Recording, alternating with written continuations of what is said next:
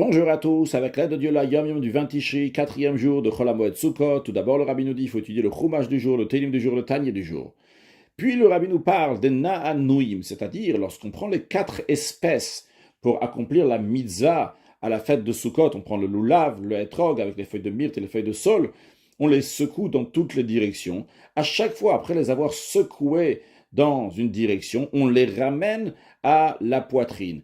À quel endroit de la poitrine? Le Rabbi nous dit tout d'abord que ça doit toucher la poitrine. Et à quel endroit? À l'endroit où on frappe lorsqu'on dit Acharnu, c'est-à-dire à l'endroit de la poitrine sur lequel on frappe lorsqu'on confesse, lorsqu'on fait les confessions, on dit Acharnu, Baganu, etc.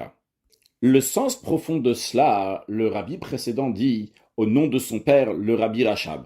C'est le même endroit qu'on a frappé sur la poitrine le jour de Kippour pour confesser, pour demander pardon à Hachem.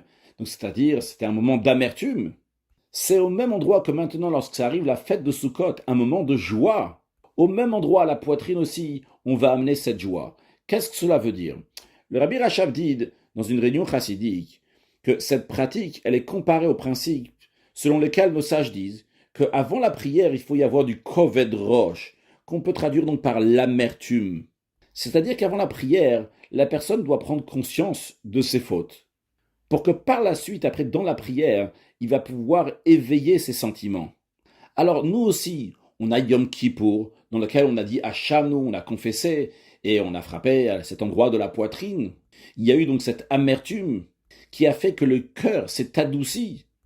Et maintenant, avec le lulav, les 4 espèces, qui ramènent de la joie, on peut amener cette joie au même endroit, donc à la poitrine, donc qui fait référence ici, donc au cœur.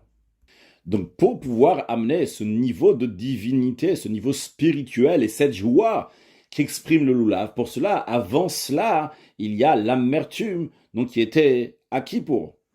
De la même manière que l'amertume qui est avant la prière fait qu'on peut éveiller le cœur pendant la prière. Mashiach now, un excellent yom.